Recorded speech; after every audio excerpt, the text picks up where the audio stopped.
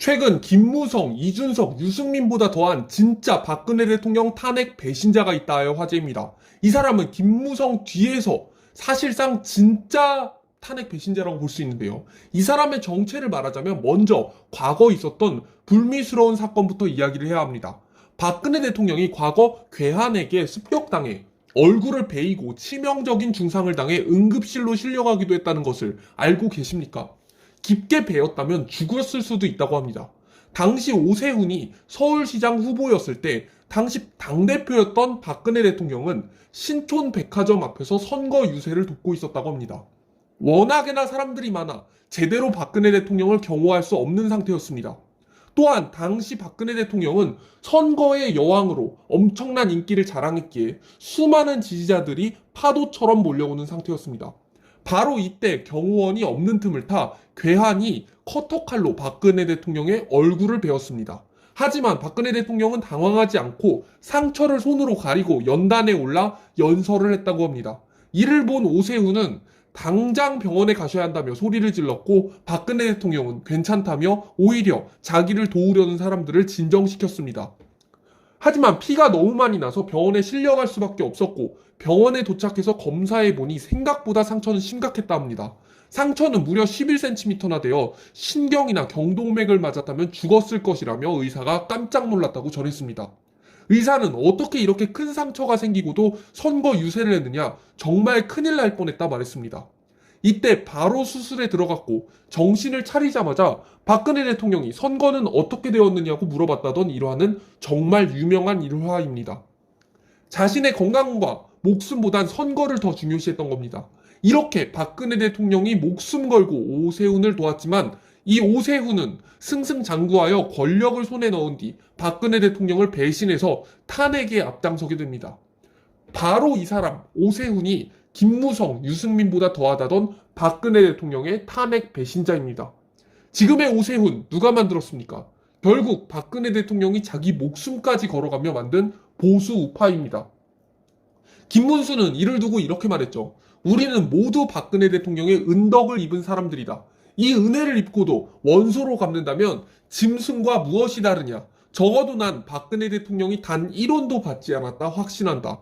박근혜 대통령은 자식도 없고 물려줄 재산도 없다. 뭐하러 재산을 만들었겠느냐? 실제로 지금 박근혜 대통령은 10원도 받지 않고 제3자 뇌물죄라는 말도 안 되는 죄목으로 감옥으로 가버렸죠. 김문수 위원장은 박근혜 대통령을 탄핵시킨 배신자는 천년의 저주를 받을 것이라 외쳤습니다. 심지어 오세훈은 지금도 온갖 욕을 먹고 있는 상태입니다. 위장우파가 아니냐는 의혹까지 나오고 있는데요. 제일 큰 문제는 서울시가 민노총 지부 사무실을 무상으로 지원하고 있었다는 점입니다. 마포구 아현동에 위치한 노동자 복지관 3층엔 민노총 서울지부 사무실이 들어와 있습니다. 심지어 건물 관리팀 직원들도 전부 민노총 소속입니다. 2022년 예산만 6억이 넘는데요. 더 충격적인 건 박원순 때보다 오세훈 때 민노총 예산 지원 규모가 더 늘었다는 점입니다. 당연히 줄었을 줄 알았지만 노동자 관계자에 의하면 민노총 사람들이 사무실을 떡하니 차려놓고 주인 행세를 한다며 실제로 취재하려 해당 사무실을 방문하자 취재진에게 욕설과 고성을 지르며 건물 밖으로 내쫓고 신체적인 위협까지 가했다고 합니다. 이런 민노총에게 무상 사무실 지원이라니요. 이게 윤석열 대통령이 나서서 민노총에게 강력한 제재할 것을 이야기하고 김문수 위원장까지 더 강하게 나가달라 하자 오세훈도 눈치를 보면서 6억이 넘던 민노총 지원 예산을 2억 정도로 줄였다고 합니다. 이러한 오세훈과 아주 친하게 지내는 김무성의 인터뷰 내용도 화제였는데요. 박근혜 대통령 탄핵을 후회하지 않느냐 묻자 탄핵을 하지 않았으면 박근혜는 더 큰 불행을 겪었을 겁니다 라고 대답했습니다. 파렴치하기 짝이 없죠. 오세훈이나 김무성이나 다 똑같은 놈들입니다. 심지어 탄핵은 물론 분당까지 주도해서 보수 분열의 주범이라는 비판을 받는데 이건 어떻게 생각하느냐 묻자 김무성은 나는 박근혜 대통령에게 탈당하라고 했다. 그렇지 않으면 보수가 죽는다고 했는데 박근혜 대통령은 나는 10원도 받지 않았는데 내가 왜 나가느냐 하면서 나가지 않았습니다 대답했다.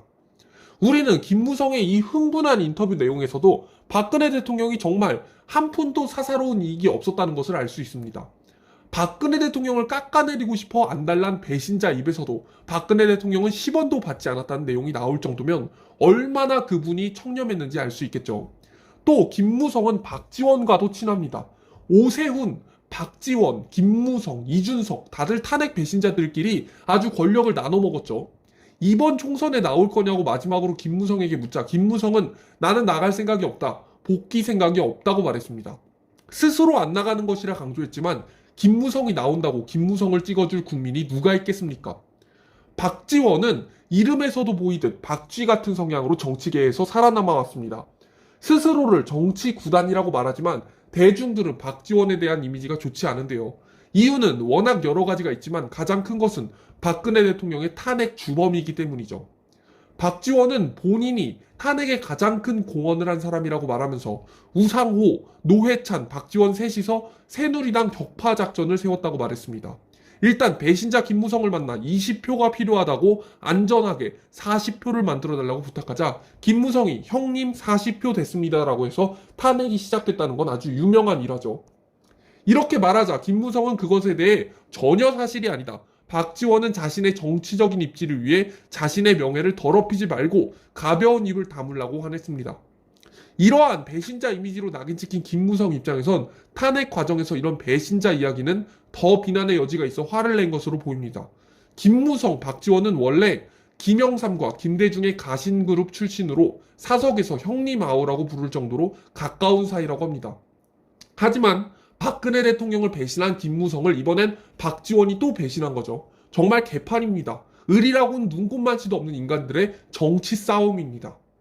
박지원은 이런 사람입니다. 정치계에서 살아남기 위해서는 무슨 일이든 해온 사람인데요. 최근은 국회의원 총선도 나가겠다는 의지를 보였습니다. 정말 뻔뻔하기 딱이 없죠. 김무성처럼 그냥 숨어 지내든가 이게 무슨 기본적인 사람 간의 의리도 없는 주제에 무슨 국회의원입니까?